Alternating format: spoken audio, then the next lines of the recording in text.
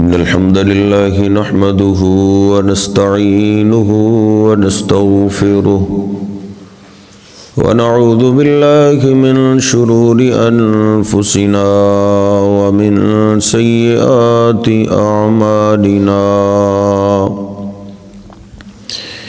من يهده الله فلا مضل له ومن يضلله فلا هادي له أشهد أن لا إله إلا الله وحده لا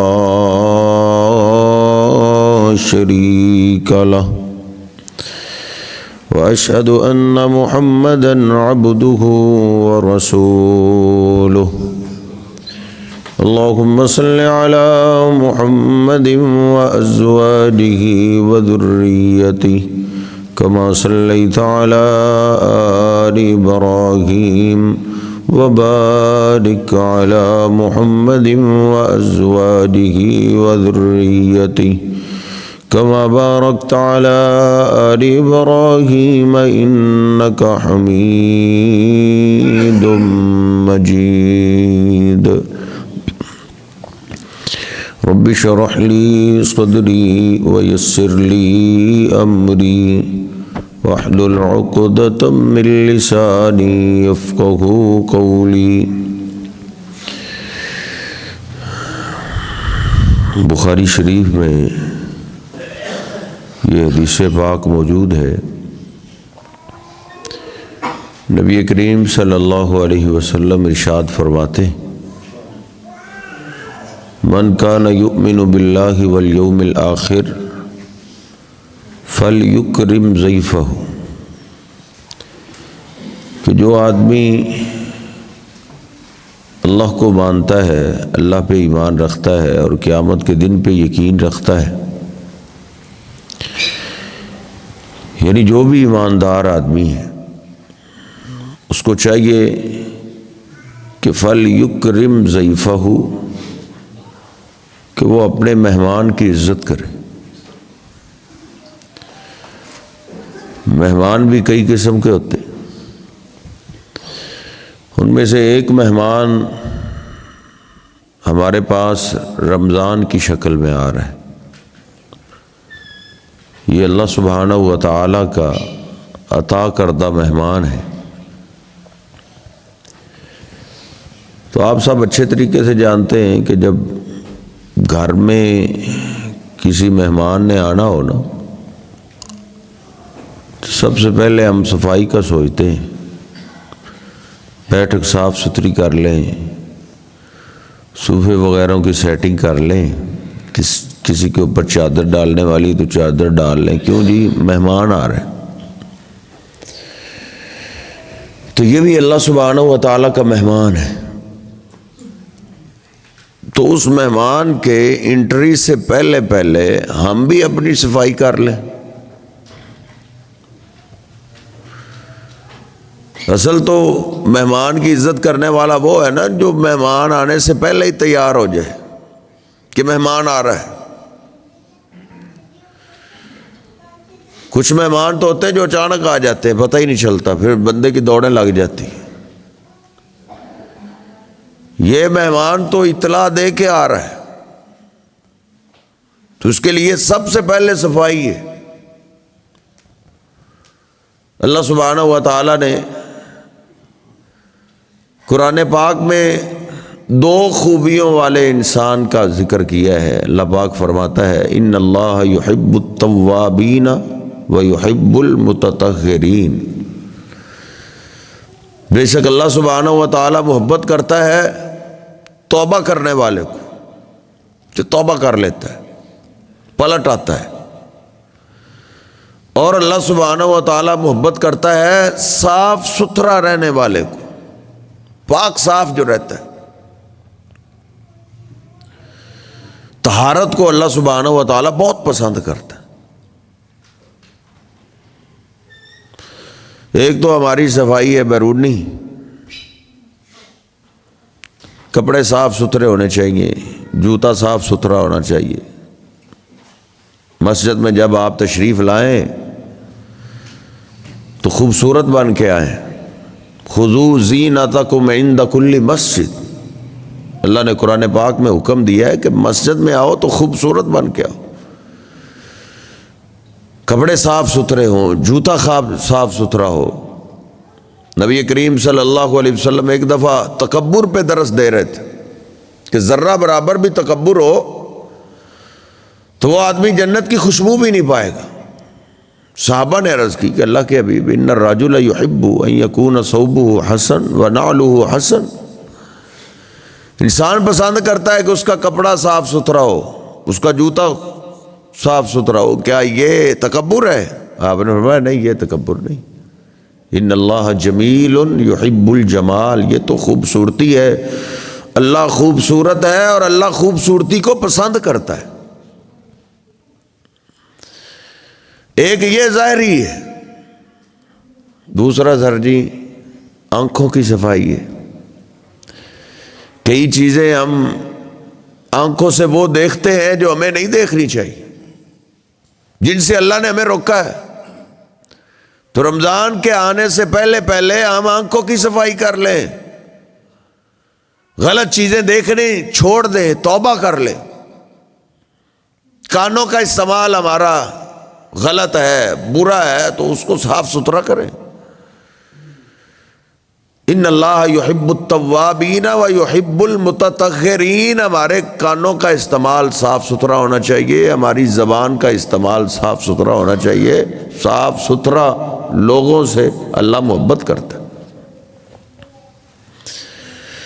پہلے ہم کبھی بے وضو بھی رہ لیتے، خیر وہ تو بڑے افسوس والی بات ہے کہ جس نوجوان کو بھی آج کل نماز کا کہے نا تو وہ کہتا کپڑے ہی نہیں ٹھیک۔ جس سے بھی پوچھو آپ باہر جا کے کسی پڑھوں گا جی، کل پڑھوں گا، آج کیا آج کپڑے نہیں سے۔ اللہ سبحانہ و تعالی طہارت کو بہت پسند کرتا ہے۔ سیدنا بلال رضی اللہ تعالیٰ عنہ کو نبی کریم صلی اللہ علیہ وسلم نے تعجب کرتے ہوئے پوچھا کہ اخبرنی بارجع عمل عملتہ للہ، اے بلال سب سے امید والا عمل تم کون سا کرتے ہو؟ کہ ما دخلت الجنت قط الا سمعت خشخشا علیک فی الجنہ، میں جنت میں کئی بار گیا ہوں، ہر دفعہ تیرے قدموں کی آواز جنت میں آتی، جتنی دفعہ بھی گیا، کرتے کیا ہو؟ تو سیدنا بلال عرض کرتے اللہ کے حبیب میں نے کیا کرنا ہے، بس یہ ہے کہ جب بے وضو ہوتا ہوں فوراً وضو بنا لیتا ہوں، میں با وضو رہتا ہوں۔ نبی کریم صلی اللہ علیہ وسلم فرماتے ہیں جب انسان وضو کر کے نماز کے لیے آ جاتا ہے، نماز والی جگہ میں جتنی دیر تک بیٹھا رہتا ہے فرشتوں کی ایک پوری جماعت اس کے لیے بخشش رحمت کی دعا کرتی رہتی، جب تک وہ بے وضو نہیں ہو جاتا، جب تک وضو اس کا قائم رہتا ہے۔ سیدنا بلال کہتے ہیں کہ میں جب بے وضو تو فوراً وضو بناتا ہوں، اور اس کے بعد جو مجھے اللہ توفیق دے میں رکھتے پڑھ لیتا ہوں۔ آپ نے فرمایا یہ تیرا عمل ایسا ہے جس نے تجھے یہ شان اس شان تک پہنچا دیا ہے کہ تم چلتے زمین پہ ہو تیرے قدموں کی آواز جنت میں آتی۔ تو ظاہری طہارت، وضو کا اہتمام رمضان میں خاص طور پر۔ اور سر جی ایسا نہ ہو کہ ہم باہر سے بڑے صاف ستھرے ہوں لیکن ہمارا اندر خراب ہو، لوگوں کی نظر اور ہے، اللہ کی نظر اور ہے۔ آپ مجھے دیکھ رہے ہیں، میرے الفاظ آپ سن رہے ہیں، مجھے دیکھ رہے ہیں باہر سے کیسا ہے، اندر سے وہ اللہ دیکھتا ہے۔ اس لیے اللہ کے جس چیز کو اللہ دیکھتا ہے وہ بھی خوبصورت ہو، طہارت والی ہو، اندر صاف ستھرا ہو، کسی کے بارے میں اندر میں میل کچیل نہیں ہونی چاہیے، بہن بھائیوں کے بارے میں، اولاد کے بارے میں، دوستوں کے بارے میں، رشتہ داروں کے بارے میں، محلے داروں کے بارے میں ہمیں چاہیے ہمیں اپنا اندر صاف رکھیں۔ ان اللہ لا ينظر الى صورکم ولا الى اجسامکم ولا الی اموالکم ولکن ینظر الی قلوبکم واعمالکم۔ اللہ تمہاری شکلیں نہیں دیکھتا، اللہ تمہارے خاندان نہیں دیکھتا، اللہ تمہارے مال نہیں دیکھتا، اللہ تمہارے دل دیکھتا ہے، تمہارے کام دیکھتا ہے۔ اس لیے جو اللہ دل دیکھتا ہے، دل صاف ہونا چاہیے۔ نبی کریم صلی اللہ علیہ وسلم یہ اندر کی صفائی کے بارے میں، ایسا نہ ہو کہ مہمان آ کے چلا بھی جائے اور اندر ویسا ہی رہے، تو پھر ساتھ جی فائدہ کوئی نہیں۔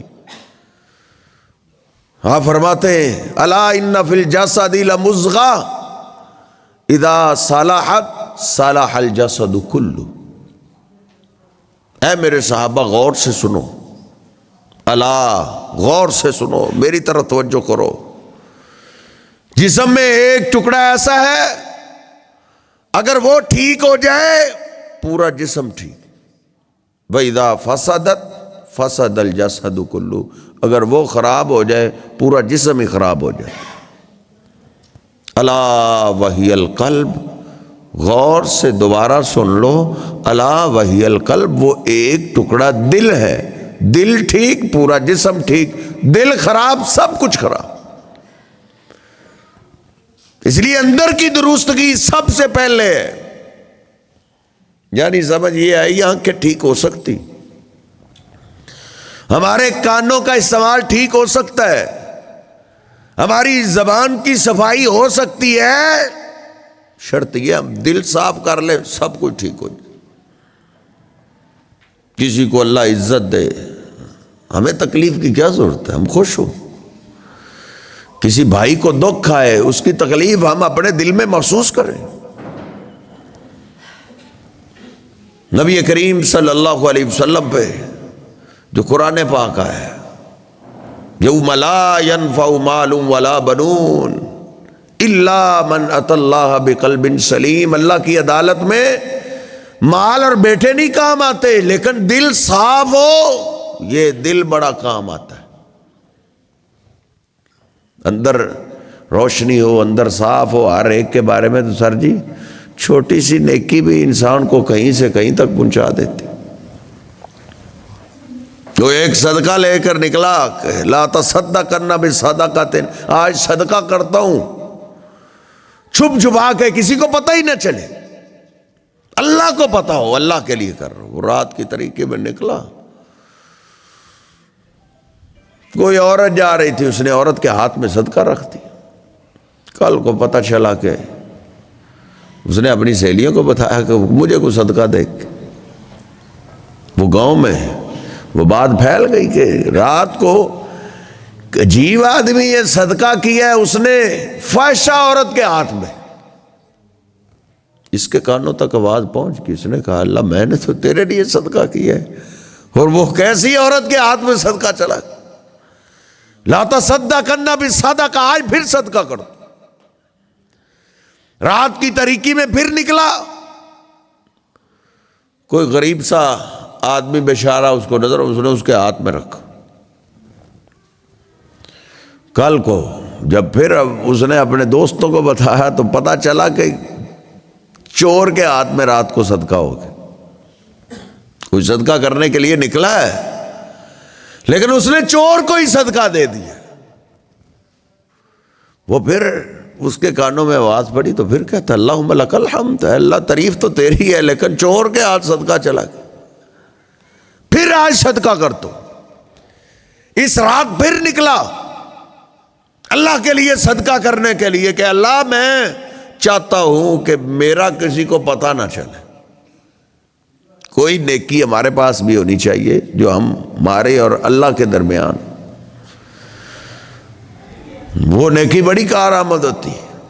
یہ بھی نکلا، آج رات کو اس نے سردار کے ہاتھ صدقہ دے دی، مالدار چودھری وڈیراس سردار، اس کے ہاتھ میں سے تو اس نے بھی لپیٹا چلا گیا۔ کل کو پتہ چلا کہ کوئی سردار کو صدقہ دے گیا۔ اب یہ گھر میں رونے بیٹھ گیا کہ اللہم لک الحمد، اللہ تعریف تو تیری ہے، لیکن صدقہ میں کسی غریب کو دے ہی نہ سکا۔ بخاری شریف میں حدیث پاک ہے اللہ کو یہ ادا اس کی اتنی پسند آئی، اس کا اندر کتنا صاف تھا، اللہ نے فرشتے کو بھیجا، جاؤ اس کو بتاؤ میرے بندے 3 راتوں میں ہی تیرا صدقہ قبول ہو گیا۔ تو نے فحشہ کے ہاتھ میں جب صدقہ رکھا تو تیرے رزق حلال کی برکت سے اس نے بے حیائی سے توبہ کر لی، تو نے چور کو دیا اس نے چوری سے توبہ کر لی، اور جس سردار کو تو نے دیا وہ کنجوس تھا، بخیل تھا، اس کے دل کو بھی اللہ نے سخی کر دی۔ سر جی اندر صاف ہو تو یہ تو ادا اللہ کو بڑی پسند، اندر کی صفائی۔ اس لیے مجھے اور آپ کو اپنا اندر صاف کر لینا چاہیے۔ رمضان شریف کے آنے سے پہلے ماموں کے بارے میں، چاچوؤں کے بارے میں، خالاں کے بارے میں، پھوپھیوں کے بارے میں، کزنوں کے بارے میں، کسی کے بارے میں میل کچیر رکھنے کی سرجی نہیں ہے ضرورت۔ ہمارے اندر کوئی سانپ پالنے سے کسی کا کچھ نہیں جائے گا، ہمارا اپنا نقصان ہے، اس لیے اپنے نقصان سے ہم بچ جائیں۔ شیطان بھی دل پہ جم کے بیٹھتا ہے، حدیث پاک میں آتا ہے شیطان جاسم علی قلب ابن آدم، آدم کے بیٹے کے دل پہ جم کے بیٹھتا ہے کہ فیصلہ تو یہی ہونا ہے، باقی اعضاء تو غلامی کرتے ہیں، آنکھیں دل کی غلامی کرتی ہیں، کان دل کی غلامی کرتے ہیں، زبان دل کی غلامی کرتی ہے، وہ اس دل کو کنٹرول کرتا ہے جس طرح ڈاکو ڈرائیور کو کنٹرول کرتے ہیں کہ باقی سواریاں قابو آ جائیں گی، ڈرائیور کو قابو کرو۔ ایسے ہی وہ دل پہ جم کے بیٹھا ہوتا ہے، ادھر فیصلہ غلط کرواتا ہے فیصلہ۔ اللہ سبحانہ و تعالیٰ نے اس کے بارے میں قرآن پاک میں بڑا واضح کیا۔ وَاتْلُ عَلَيْهِمْ نَبَأَ ابْنَيْ آدَمَ بِالْحَقِّ إِذْ قَرَّبَا قُرْبَانًا فَتُقُبِّلَ مِنْ أَحَدِهِمَا وَلَمْ يُتَقَبَّلْ مِنَ الْآخَرِ۔ اللہ کہتا ہے پڑھ کے سناؤ ان کو آدم علیہ السلام کے 2 بیٹوں کی بات، دونوں نے قربانی کی۔ اب تو اللہ کا ہم پہ احسان ہے، اللہ نے ہمارے اعمال پردے میں رکھے ہوئے، لیکن ہم سے پہلے یہ پردہ نہیں تھا، پتہ چل جاتا تھا پورے علاقے کو کہ اس کی قربانی قبول ہوئی ہے، اس کی نہیں ہوئی۔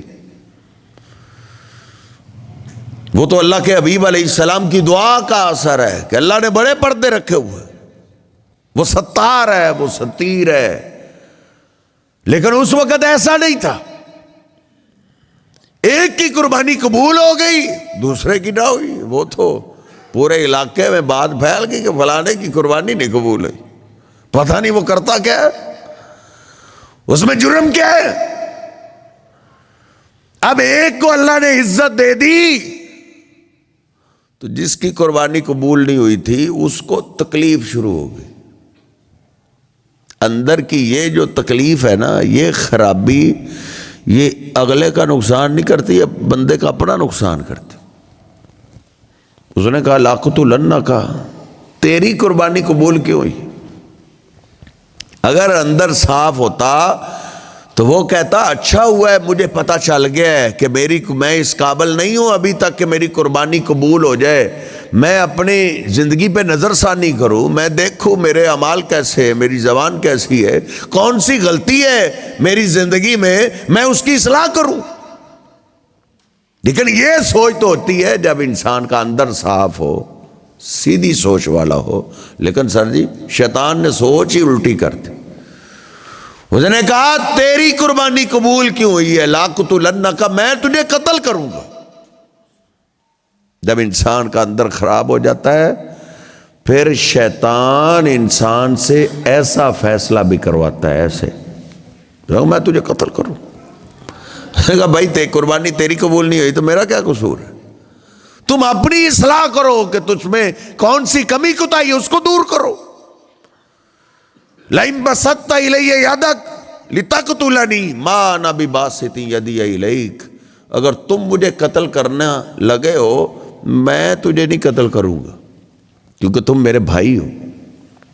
یہ ہے سیدھی سوچ، یہ ہے اندر صاف کہ کوئی بھائی گالی دے تو کہہ دے بھائی میں تو تجھے گالی نہیں دیتا، تم تو میرے بھائی ہو، مسلمان بھائی ہو، لیکن ادھر تو سر جی اینٹ کا جواب پتھر سے ملتا ہے،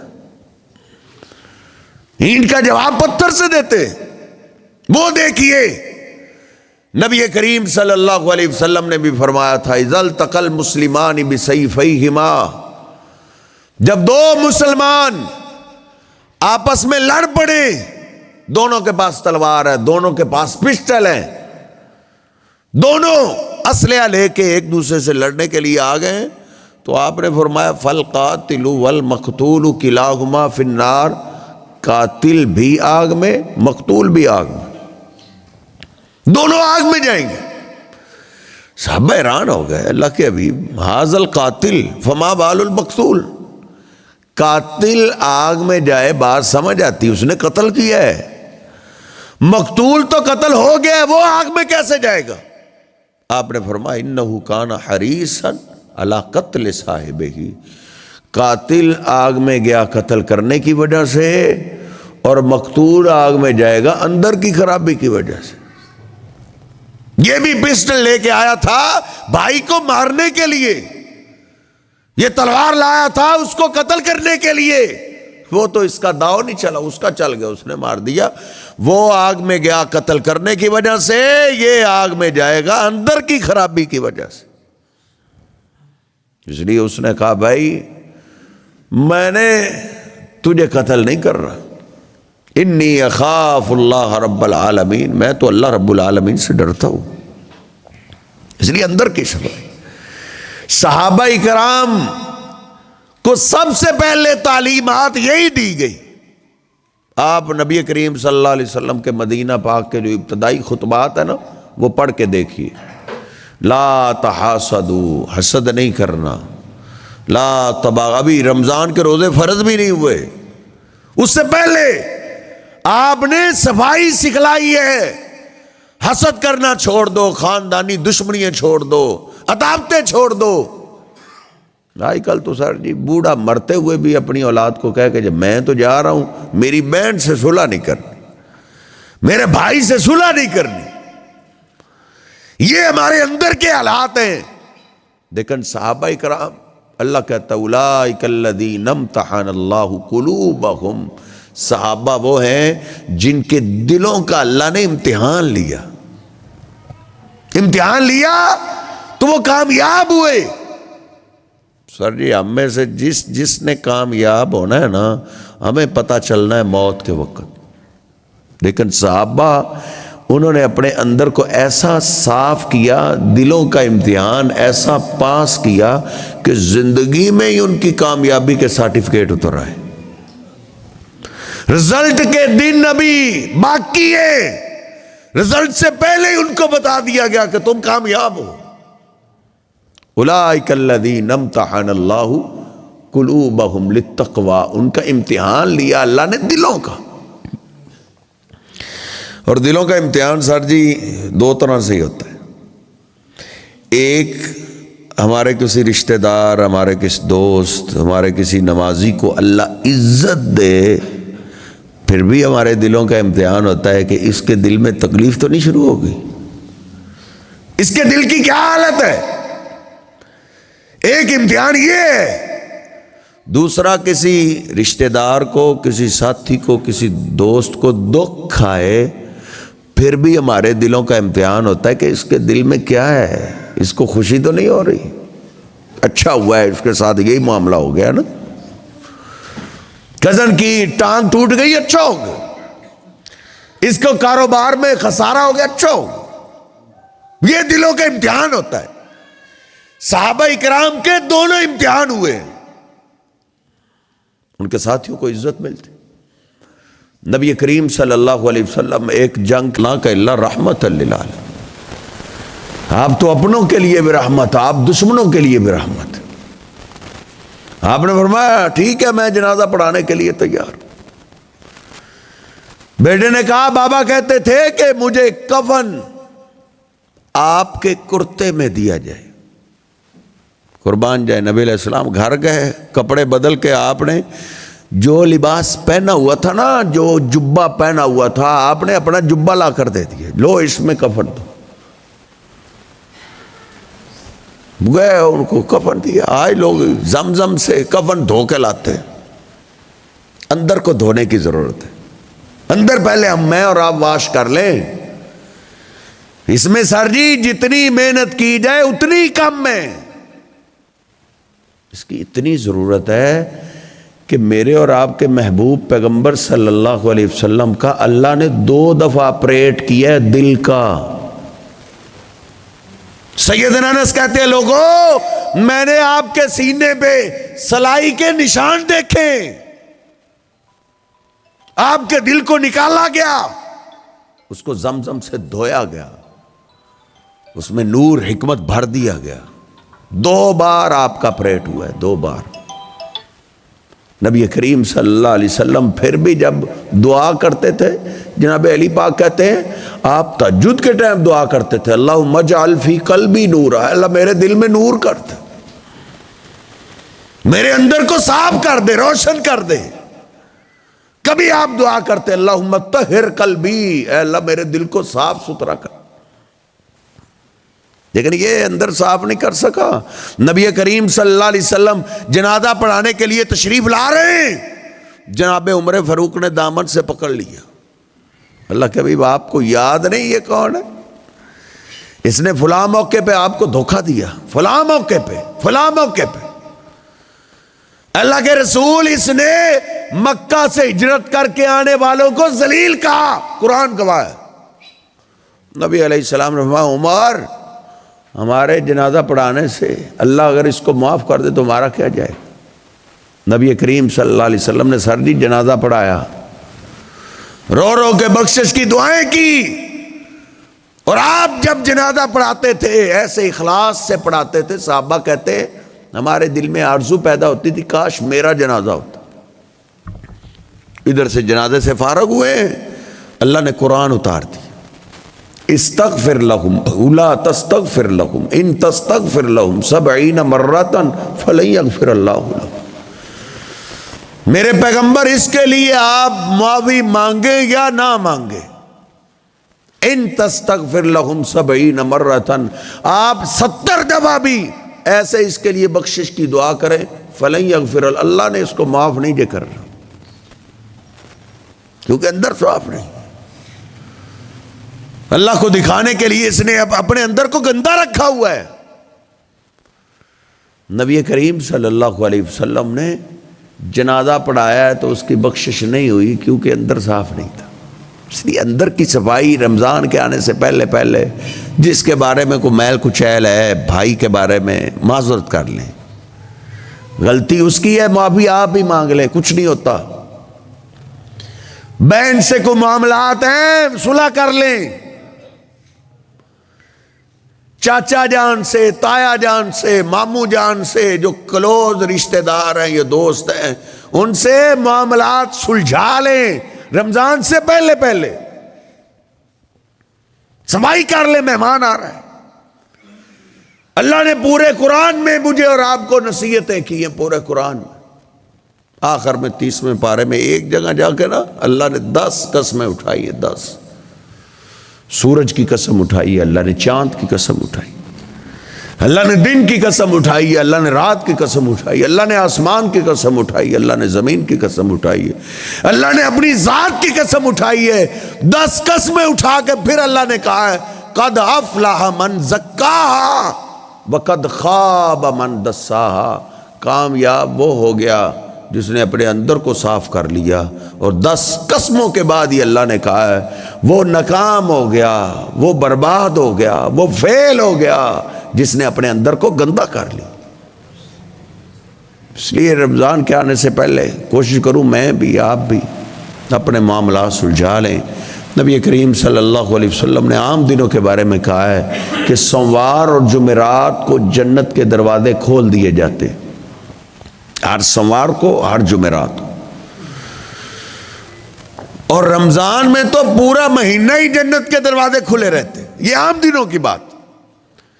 فَيُغْفَرُ فِي ذَلِكَ الْيَوْمَيْنِ لِكُلِّ عَبْدٍ لا یشرک باللہ شیئا، سوموار اور جمعرات کو ہر اس کی بخشش کا اللہ اعلان کر دیتا ہے، میں نے اس کو معاف کر دیا، میں نے اس کو بھی معاف کر دیا، اس کو بھی معاف کر دیا۔